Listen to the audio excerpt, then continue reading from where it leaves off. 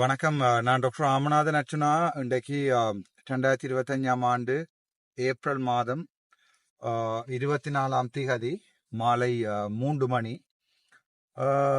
இந்த விடயம் இது சம்பந்தமாக நாங்கள் விவாதிக்க போறோம் என்று சொன்னால், எங்களுடைய தேர்தல் ஆணைக்குழு சுயாதீனமாக இயங்குகிறதா இல்லையா என்பது தொடர்பான ஒரு சின்ன ஒரு சட்ட ரீதியான ஒரு கருத்தாடல் உண்டு. அது முக்கியமாக அண்மையில நீங்கள் பார்த்திருப்பீங்கள், பலதரப்பட்ட அரசியல்வாதிகள் தேர்தல் ஆணைக்குழுவை விமர்சித்திருக்கிறார்கள். தேர்தல் ஆணைக்குழு மற்றது அது தொடர்பாக அட்டர்னி ஜெனரல் எனப்படுவர் என்ற யார் அது தொடர்பான விமர்சனங்கள். இந்த விமர்சனங்கள்ல உண்மையாக நடந்தது என்ன என்பது தொடர்பாக முதலாவது விடயமும், இரண்டாவது பாராளுமன்ற சபாநாயகருக்கு இருக்கக்கூடிய அதிகாரங்கள், பாராளுமன்ற சபாநாயகர் எதிர்கட்சி தலைவர் கீழே இருக்கின்ற ஒரு பாராளுமன்ற உறுப்பினருக்கு தடைகள் விதிக்கலாமா இல்லையாது என்பது தொடர்பான ஒரு விடயத்தை நாங்கள் இதுல டிஸ்கஸ் பண்ண போறோம். முதலாவதா பார்ப்போம். உங்களுக்கு தெரியும், மார்ச் மாதம் 20ஆம் தேதி நடந்த நொமினேஷன்ஸ், அந்த எங்களுடைய உள்ளூராட்சி விண்ணப்பங்களுக்குரிய நொமினேஷன்ஸ் நடந்தது. அந்த நொமினேஷன்ஸ்ல பல பேருடைய தேர்தல் விண்ணப்பங்கள் நிராகரிக்கப்பட்டது. அந்த நிராகரிக்கப்பட்டதுக்குரிய எங்களுடைய பஃப்ரா அல்லது ஊசி கட்சியினுடைய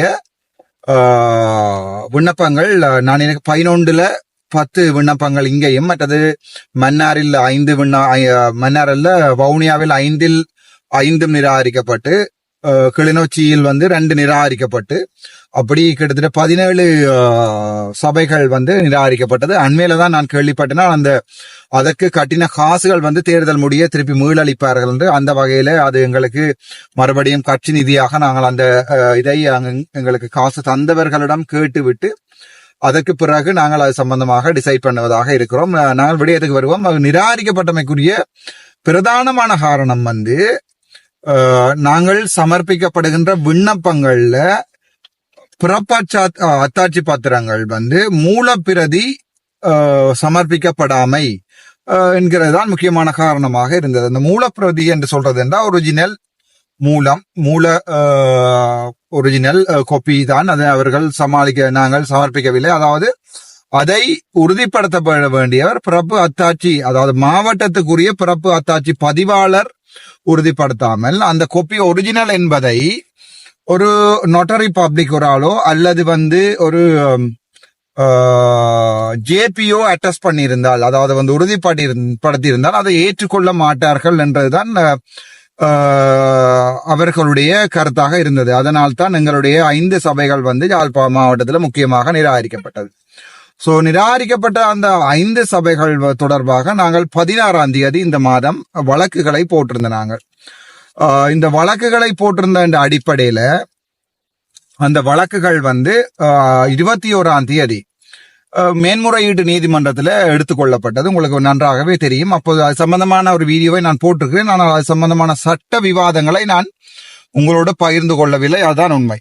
அந்த போடப்பட்ட அந்த 5 வழக்குகள் உட்பட மொத்தம் 32 வழக்குகள் அன்றைய தினம் மேல்முறையீட்டு நீதிமன்றத்திலே நாங்கள் நேரடியாக போய் அதிலே இருந்தோம். நீதிமன்றத்தினுடைய நடவடிக்கைகளை காலை 9 மணியிலிருந்து நாங்கள் பார்த்து கொண்டிருந்தோம். நான், கௌசல்யா உட்பட பிரகாசன்னா, இவன் சதீசன்னா கூட தன் ஒரு இயலாத நிலைமையிலையும் அங்கே வழக்காளர் என்ற அடிப்படையில நாங்கள் அங்க போயிருந்தாங்க. அந்த விவாதங்கள் அங்கே எடுத்துக்கொள்ளப்பட்டது. அங்க எடுத்துக்கொள்ளப்பட்ட விவாதங்கள் ஒவ்வொரு வழக்குகளாக விவாதத்துக்கு எடுத்துக்கொள்ளப்பட்டு சட்டத்தரணியுடைய வாதங்கள், அங்கே வாத பிரதிவாதங்கள் வைக்கப்பட்டது. அங்கே எங்கள் சார்பாக மிக பிரபல்யமான சட்டத்தரணிகள் அங்கே தோன்றியிருந்தார்கள். அதே நேரம் அரசாங்கம் சார்பாக அட்டர்னி ஜெனரல் எனப்படுகின்ற அரசாங்கத்தின் சட்டத்தரணி ஒருவர் அங்கே வந்திருந்தார். இங்கே தேர்தல் ஆணைக்குழு தான் விமர்சனத்துக்குள்ளாக வேண்டிய ஒரு அரசாங்கத்தின் ஒரு சுயாதீனமாக இயங்க வேண்டிய ஒரு நிறுவனம். என்னென்றால், தேர்தல் ஆணைக்குழு தீர்மானிப்பது பாராளுமன்றத்தில் இருக்கிற பிசினஸ் கமிட்டி தான் தேர்தல் ஆணைக்குழுவை தீர்மானிக்க போகுது. தேர்தல் ஆணைக்குழு தலைவர் யார், செயலாளர் யார் என்பதை பாராளுமன்றத்தில் இருக்கின்ற ஒரு பிசினஸ் கமிட்டி அல்லது எங்களுடைய பிசினஸ் கமிட்டியும் அல்ல, எங்களுடைய பாராளுமன்றத்தின் அரசவை கமிட்டி அல்லது கான்ஸ்டிடியூஷனல் கமிட்டி தான் அதை தீர்மானிக்க போகிறது. உங்களுக்கு நன்றாகவே தெரியும்.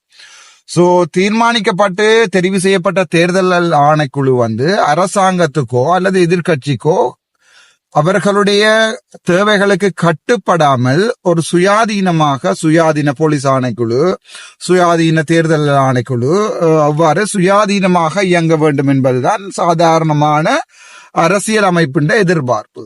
ஆனால் சுயாதீனமாக தேர்தல் ஆணைக்குழு இயங்கி இருக்கிறதா என்று கேட்டால் அங்கதான் நான் சொல்லுகிறோம், இல்லை, அரசாங்கம் தேர்தல் ஆணைக்குழுவையும் பயப்படுத்தி தேர்தல் ஆணைக்குழு உங்களுக்கு தெரியும். சாதாரணமாக நான் கௌசல்யாவோட அண்மையில கழிச்சு கொண்டு வந்தேன். அப்ப கௌசல்யா எனக்கு சொன்ன விடயம் என்னென்றால், ஒரு ஒரு பொசிஷனுக்கு கொண்டு வரைக்கில்ல, உதாரணத்துக்கு வைத்தியசாலை டிரெக்டராக நான் வரைக்கில்ல, எனக்கு மேல இருக்கிற அதிகாரிகளுக்கு நான் பயந்துதான் இருக்கணும். ஒரு அநியாயம் நடக்குது ஒரு வைத்தியசாலையில் என்று சொன்னா நான் அதை அவர்களுக்கு தெரிவித்து அவர்கள் அதை அரசியலாக்கி மினிஸ்டருக்கு அனுப்பி அப்படித்தான் செய்வார்களே ஒழிய ஒருபோதுமே அவர்கள் சுயாதீனமாக இயங்கிய வரலாறுகள் இல்லை. இதுதான் தேர்தல் ஆணைக்குழு வந்து நாங்கள் அதை விமர்சிப்பதற்குரிய காரணம் என்னென்று சொன்னால், இங்கே நீதி வழங்குவதற்காக தேர்தல் ஆணைக்குழு அன்றைய தினம் அரசாங்க சட்டத்தரணி அட்டர்னி ஜெனரல் கூடாக சொல்லப்பட்ட தேர்தல் ஆணைக்குழுவால் சொல்லப்பட்ட விடயம், இன்றைய தினம் போஸ்டல் வாக்குகள் நடக்கின்றன. இந்த போஸ்டல் வாக்குகள் வந்து ஏற்கனவே பேலட் பேப்பர்ஸ் அல்லது வந்து இந்த போஸ்டல் துண்டுகள் வந்து ஒட்டி கொள்ளப்பட்டு விட்டது. ஆகவே அதை பிரிண்ட் பண்ணப்பட்டு அவை எல்லாம் அனுப்பப்பட்டு ஒரு பகிரப்பட்டு விட்டது. ஆகவே இந்த வழக்குகள் வந்து மேல்முறையீட்டு நீதிமன்றத்தால் எடுக்கப்படுகின்ற பட்சத்துல அவை வந்து அரசாங்கத்துக்கு ஒரு பாரிய நட்டத்தை ஏற்படுத்தும் என்கின்ற அடிப்படையில் தான் தேர்தல் ஆணைக்குழு அட்டர்னி ஜெனரல் ஊடாக அங்கே தங்களுடைய வாத பிரதிவாதங்களை வைத்திருக்கின்ற போது அதை நாங்கள் எவ்வாறு பார்த்தோம் என்றால், அரசியலமைப்பு சட்டத்தில் இருக்கிற அடிப்படை உரிமை மனித உரிமை மீறல் வந்து அரசாங்கத்துக்கு 1000 கோடி நட்டமாக இருந்தாலும் ஒரு தனியொருவனுடைய அடிப்படை உரிமைகளை மீறக்கூடாதுதான், அதுதான் சட்டம். 1000 குற்றவாளிகள் தப்பித்தாலும் ஒரு நிரபராதி தண்டிக்கப்படக்கூடாது என்பதால் சட்டம். அப்ப நாங்கள் இப்போது என்ன செய்திருக்கிறோம் என்று சொன்னால், அவ்வளவு சபைகளினுடைய பொதுமக்களுடைய வாக்கிடும் உரிமைகளை வந்து நாங்கள் இல்லாம பண்ணியிருக்கிறோம். அவர்களுடைய லெஜிஸ்லேட்டிவ் பவர், அவர்களுடைய பிரான்சைஸ் வந்து நாங்கள் இல்லாம பண்ணியிருக்கிறோம். அதான் உண்மை. அதை நாங்கள் எதிர்பார்த்த என்னென்றால், வழக்குகள் வந்து மக்களுக்கு சார்பாக தீர்க்கப்படும் என்ற ஒரு நம்பிக்கை எங்களுக்கு இருந்தது. நாங்கள் அப்பவும் இருந்தாங்க. ஆனால் அந்த வழக்குகள் வந்து அட்டர்னி ஜெனரல் அவர்கள் மக்களை சிந்திக்கவில்லை, அவர் அரசாங்கத்தை சிந்தித்திருக்கார். தேர்தல் ஆணைக்குழு கூட அரசாங்கத்தை தான் சிந்தித்திருக்கார். இந்த அட்டர்னி ஜெனரல், தேர்தல் ஆணைக்குழு, இந்த 2 பேரும் வந்து அன்றைய தினம் வந்து சொல்லப்பட்ட விடயம் என்னவென்றால், அரசாங்கத்துக்கு 40 மில்லியன் ரூபாய் நட்டம் ஏற்படும். சோ அந்த 40 மில்லியன் ரூபாய் நட்டம் ஏற்பட்டால் அவை வந்து அரசாங்கத்துக்கு ஒரு பாரிய விளைவை ஏற்படுத்தும். அதை பொதுமக்களுடைய நட்டமாக பார்த்து இவர்களுடைய வழக்குகளை தள்ளுபடி செய்யுங்கள் என்றுதான் அட்டர்னி ஜெனரல் கேட்டிருந்தார். அதன்படி அந்த வழக்குகள் 32 வழக்குகளும் விவாதங்களுக்கு எடுத்துக்கொள்ளப்படாமல், தற்காலிக தடை உத்தரவை வழங்காமல், ஸ்டேட்டஸ் கோவை கொடுக்காமல் அவர்கள் அன்றைய தினம் வந்து அந்த ரிட் மனுக்கள் அவ்வளத்தையும், எழுத்தாணை மனுக்கள் அவ்வளத்தையும் அன்றைய தினம் நிராகரித்திருக்கிறார்கள். ஒரு பெரிய ஒரு தோல்வியாக நாங்கள், ஒரு ஜனநாயகத்தின் தோல்வியாக நாங்கள் அதை பார்க்கிறோம். ஜனநாயகம் என்றால் என்னென்றால், ஒவ்வொரு மக்களுடைய வாக்கிடுகின்ற உரிமை. உங்களுக்கு தெரியும், சாவச்சேரியை பொறுத்த வரைக்கும் அங்கே எத்தனையோ ஆயிரம் மக்கள் வந்து ஊசி கட்சியை ஆதரிக்கிறதுக்கு, வடக்கு மாநிலத்தை பொறுத்த வரைக்கும் ஊசி கட்சியை ஆதரிக்கிறதுக்கு இருக்கிறார்கள். அதே நேரம் மணிவனுடைய கட்சியை பார்த்தால் அவர்களுக்கும் ஆதரவு இருக்கிறது. அப்படி ஒவ்வொருவருக்குரிய ஆதரவும் இருக்கிறது. ஆனால் கவலை என்னவென்றால், அதை அரசாங்கத்தினுடைய தேர்தல் ஆணைக்குழு கருத்தில் எடுக்காமல் அவர்கள் செய்த பிழைக்காக அவர்களுக்கு ஏற்கனவே தண்டனை வழங்கப்பட்டிருக்கிறது. அதே விடயத்துக்கு தேர்தல் ஆணைக்குழுவுக்கு வந்து தண்டனை வழங்கப்பட்டிருக்கிறது. தெளிவாக சொல்லப்பட்டிருக்கிறது என்னென்றா, நீங்கள் போட்டோ காப்பியை அக்செப்ட் பண்ண வேண்டும் என்று தெளிவாக சொல்லப்பட்டு, ஜாலிலேயே உட்பட சில இடங்கள்ல வந்து போட்டோ காப்பி கொடுத்த ஒரு சில அரசியல் கட்சிகள் இப்போ தேர்தலில் நிற்கின்றன. ஆனால் அதே வழக்குகளை நாங்கள் போட்ட போது எங்களுடைய இந்த வழக்குகள் வந்து நிராகரிக்கப்படுகிறது. ஒரே வழக்குகள், ஒரே காரணங்கள், ஒரே சர்க்கம்ஸ்டான்ஸ், ஒரே எல்லாமே ஐடென்டிக்கல். அதைத்தான் எங்களுடைய சட்டவாளர்கள் வந்து அன்றைய சண்டை பிடிச்சு வந்தான்னு சொன்னா எல்லாமே ஐடென்டிக்கலான ஒரு விடயம். அவைக்கும் போட்டோ காப்பி அக்செப்ட் பண்ணல, எங்களுக்கும் போட்டோ காப்பி அக்செப்ட் பண்ணல. ஆனால் சட்டம் வந்து இப்போது 2ஆக பிரிந்திருக்கிறது. நீதி வந்து இப்போது 2 வகையான நீதி வழங்கப்பட்டிருக்கிறது. அது எப்படி என்றால், ஒரு சில சாரான மக்களுக்கு வந்து போட்டோ காப்பியை அக்செப்ட் பண்ணுங்க சொல்லி இருக்கிறார்கள். ஒரு குறிப்பிட்ட பகுதியினருக்கு வந்து போட்டோ காப்பியை அக்செப்ட் பண்ண வேண்டாம், வழக்கு நீங்கள் தேர்தலை நடத்துங்கன்னு சொல்லி இருக்கிறார்கள்.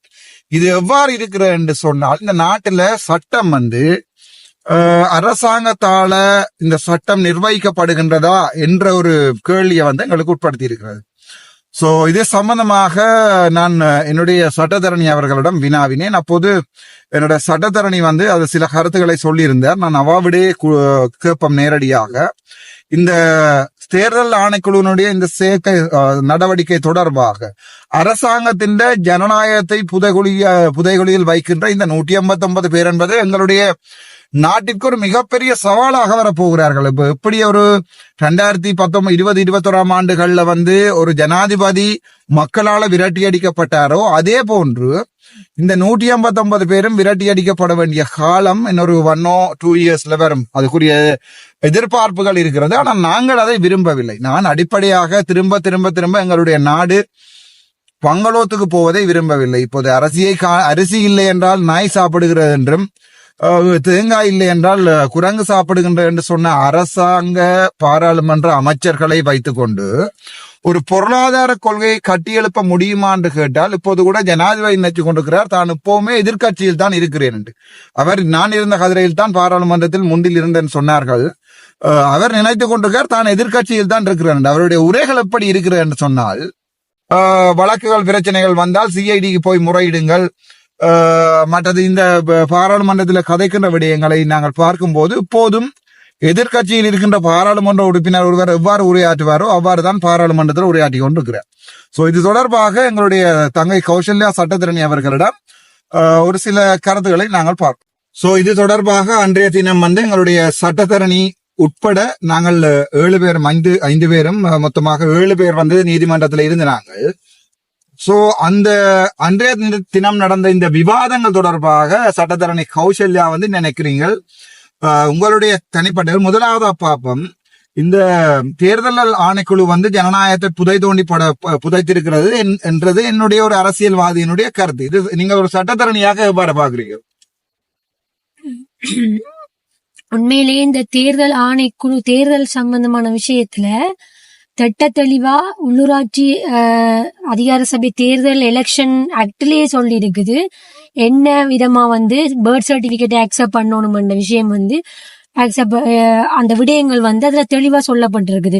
மூலப்பிரதி அல்லது affidavit copy of the birth certification தான் அதுல நீட்டா பேர்ட்ஸ் அதாவது அந்த ஆக்ட்லயே சொல்லப்பட்டிருக்கிறது. அந்த சட்டத்தை அவர்கள் மாற்றி ஒரு சர்க்குலரை வந்து வெளியே விட்டது வந்து முதலாவது பிள்ளை. சட்டத்துக்கு மீறி ஒரு சட்டத்துக்கு உடன்பட்டு ஒன்றை வெளியிடலாம். நாங்கள் சட்டத்தை மீறி ஒரு சர்க்குலரை வெளியிடுறன்றது ஒரு அல்ட்ரா வைரஸான ஒரு விஷயமா தான் சட்டத்துல பார்வடுது. இதையும் தவிர்த்து அந்த எங்களுக்கு நடந்த அநியாயம் என்று சொல்ல போனா, குறிப்பிட்ட கட்சிகளை மட்டும் ஒரு குழுமத்துல இணைத்து வாட்ஸ்அப் குழுமத்துல இணைத்து அது சம்பந்தமான விடயங்களை பகிர்ந்து கொண்டிருக்கணும்.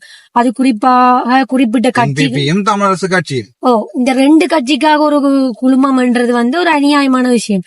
யாழ்ப்பாணத்தை பொறுத்தவரையில வந்து யாழ்ப்பாணம் எனக்கு தெரிந்து சுயேட்சை குழுக்களோட சேர்த்து பல கட்சிகள் அதுல வருது. மணிவண்ணனுடைய மான் கட்சி கூட அந்த வாட்ஸ்அப்ல இணைக்கப்படையில என்றதுதான். ஏனென்றால் அவர்கள் 2017 ஆண்டுல இருந்து நினைக்கிறேன் 2020 இருக்கின்ற ஒரு கட்சி, இப்போது 5 வருடம் 7 வருடம் பழமையான ஒரு கட்சி. ஆனால் அந்த கட்சியை கூட அவர்கள் அதுல ஜாயின் பண்ணல.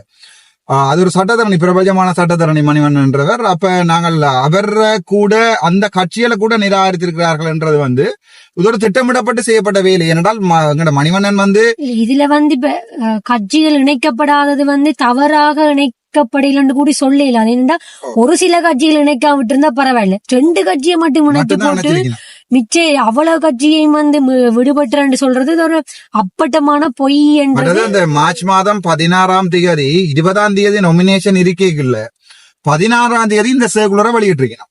சரிதானே. அப்ப 16ஆம் தேதி சர்க்குலரை வெளியிட்டா 20ஆம் தேதிக்குள்ள ஒரிஜினல் மூலப்பிரதி என்னண்டு போய் பர்த் சர்டிபிகேட்ல அவ்வளவு 1000 பேர் எடுக்கிறது? ஒரு ஆள் 2 பேர் அல்ல, அவ்வளவு பேரும் ஒரிஜினலை போய் எடுக்கக்கூடிய சாத்தியம். அந்த பேர்ட்ஸ் அதை மீடியா ரிலீஸ் பண்ணிருக்கீங்கன்னா 16ஆம் தேதி. 16ஆம் தேதி ஒரு சர்க்குலரை போட இல்லாது, அது சட்டத்துக்கு முறையான சர்க்குலர் போட இல்லாது கௌஷல்.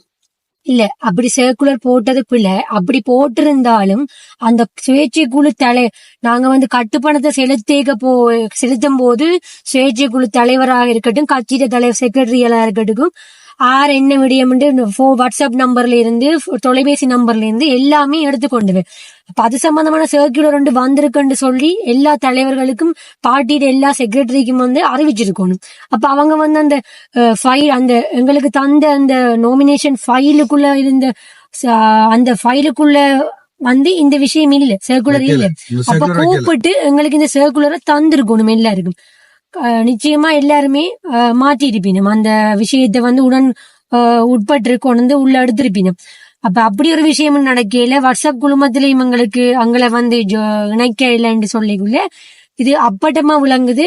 இது வந்து திட்டமிடப்பட்டு எல்லா கட்சிகளையும் புறக்கணித்து என்பிபியும் டிஎன்ஏயும் வந்து இணைக்கப்பட்டு ஒரு என்ன சொல்றது, ஒரு அநியாயம்.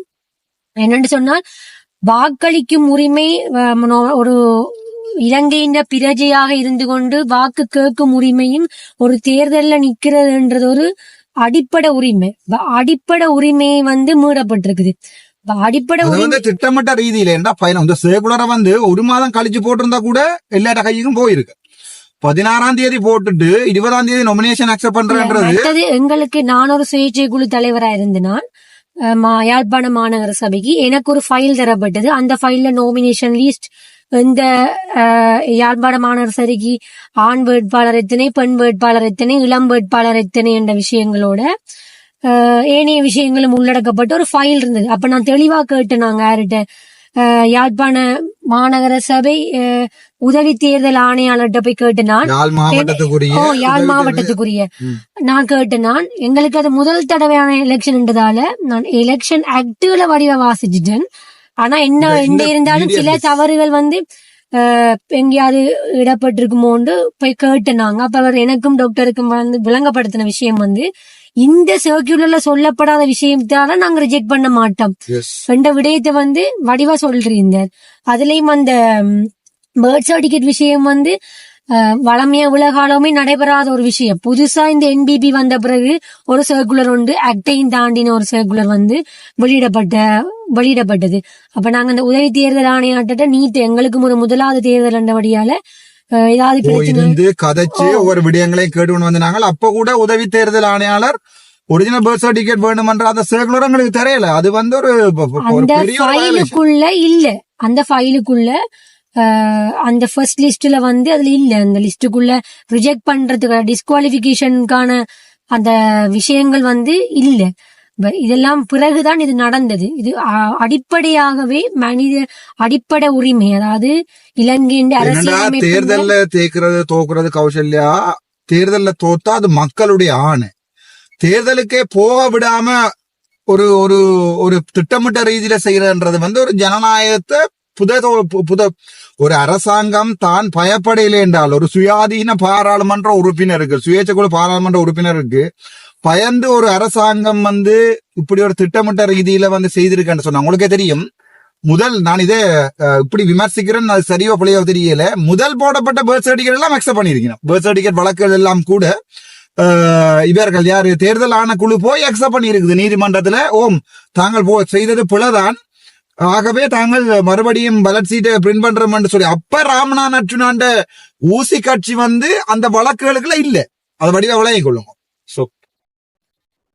ஆனா அப்ப என்னுடைய கட்சியிலேன்னு சொன்னா பயப்படையில அந்த அவ்வளத்தையும் தேர்தல் ஆணைக்குழு ஏற்றுக்கொண்டிருக்கு நீதிமன்றத்தை ஏற்றுக்கொண்டு சொல்லி போய் பிழைதான். அதாவது இப்ப எப்படி என்றால், ஒரு பாடசாலையில ஒரு வாத்தியார் வந்து 20 பேருக்கு அடிக்கிறார் தொடர்ந்து. 10 அம்மா அப்பா வந்துட்டுனான், வந்து சொல்லணும் என்னத்துக்கு இந்த பிள்ளைக்கு அடிச்சுனீங்கன்னு சொல்லி. சாரி, அம்மா அப்பா வந்துட்டுனா வந்த உடனே சொல்லுறாரு, அடிச்சது பிள்ளைதான், மன்னிச்சு கொள்ளுங்க, மன்னிப்பு கேட்டு கொள்றோம்னு சொல்லி அந்த அடிச்ச வைத்தியருக்கு அடிச்ச அதிபருக்கு ஆசிரியருக்கு வந்து தண்டனை கொடுக்கணும். மிச்ச 10 அம்மா அப்பாவும் வரையில. அவ ஒரு கிழமை கழிச்சு வந்து நிக்கிறோம். ஏற்கனவே அந்த 10 பேருக்கு மன்னிப்பு கேட்டு பிரச்சனை நடந்து இந்த தண்டனை கொடுத்துருக்கீங்க. இப்ப நாங்கள் கேட்கறதுக்கு என்ன பதிலாண்டு கேட்க இவ சொல்லணும் அடுத்த கிழமை தப்போங்கள், அதால நாங்கள் இப்ப அதை பற்றி கதைக்கலாம், நீங்கள் கேட்கிற எல்லாத்தையும் தள்ளுபடி செய்யறோம்ன்ற இந்த அடிப்படையில தான் எங்கண்ட இதுகள் வந்து நிராகரிக்கப்படுகிறது. எனக்கு என்ன வகையில ஒரு ஜனநாயகம் என்ன வகையில எனக்கு விளங்கியல் எப்படி என்றா, ஒரு நாட்டுல ஒரு பகுதி கட்சிகளுக்கு வந்து ஒரு நீதி, ஒரு பகுதி கட்சிகளுக்கு ஒரு நீதி.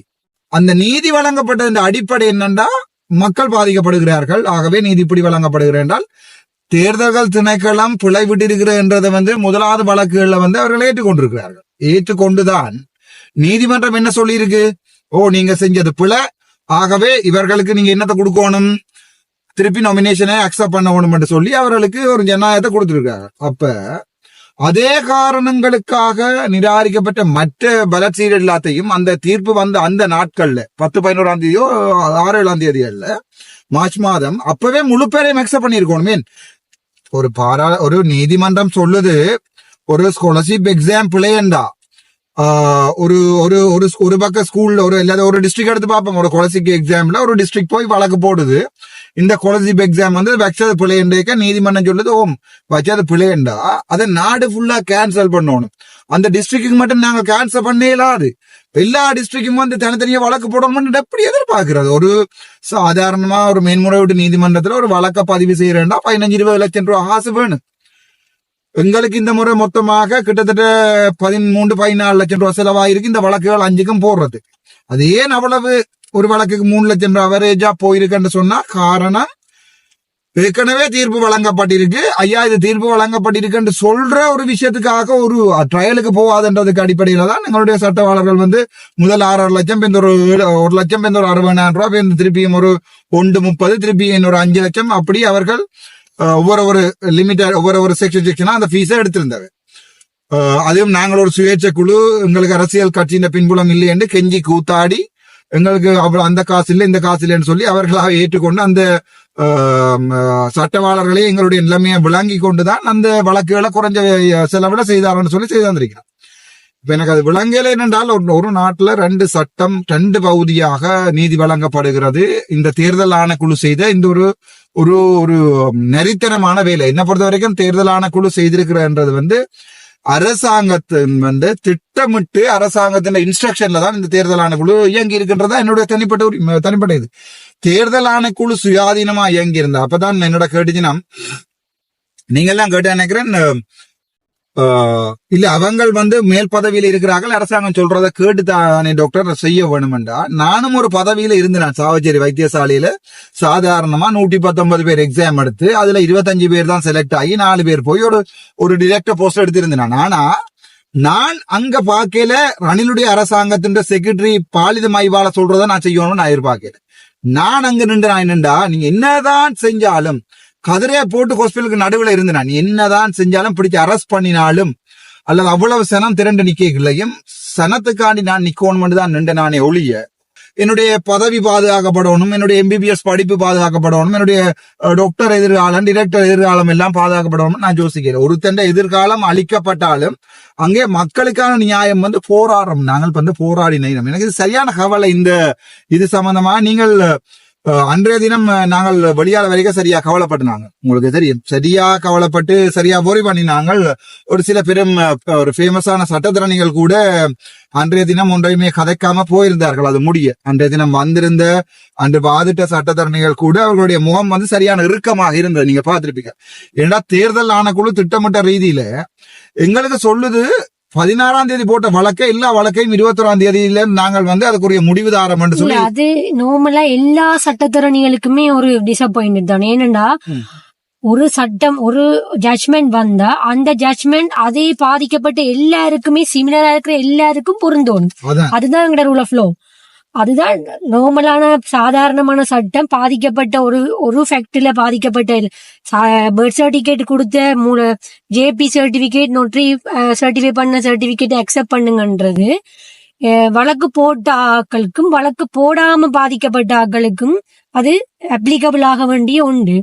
சரி, அதை திருப்பி நீங்க வழக்க போடுங்கன்னு சொல்லி அதே வழக்கு நாங்க காசுகளை செலவழிச்சு வழக்குகளை போட்டா நான் அந்த இடத்துல வந்து வர்ற தீர்ப்பு வந்து எங்களுக்கு என்ன சொல்றது, ஒரு ஜனநாயக அடிப்படை உரிமைகளை பாதுகாக்கிற நிலைமையில இருக்கும். சாண்ட்விச் டைப்ல தான் அந்த தீர்ப்பு இருந்தது. அதாவது வந்து இப்படி சோ அப்படியான ஒரு தீர்ப்புகள் அமைஞ்சதால வந்து எங்களுக்கு கடைசி நேரத்துல நாங்க பெரிய எதிர்பார்ப்போடு இருந்து நாங்க எங்களுக்கும் அதே தீர்ப்பு தான் கிடைக்குமெண்டு அது முற்றுமுழுதாக நிராகரிக்கப்பட்டு தள்ளுபடி செய்யப்பட்டு ஏற்கனவே நாமினேஷன் ஃபைல் பண்ணின அனைவருக்கும் அந்த தீர்ப்பும் எங்களுக்கு வந்து அதுக்கு மாறான ஒரு தீர்ப்பும் கிடைச்சது. உண்மையிலேயே இது வருத்தத்துக்குரிய தீர்ப்பு. ஏன்னா பாதிக்கப்பட்ட அனைவருக்குமே ஒரே விதமான ஒரு நிவாரணம் தான் கிடைக்கப்பட்டிருக்கணும்.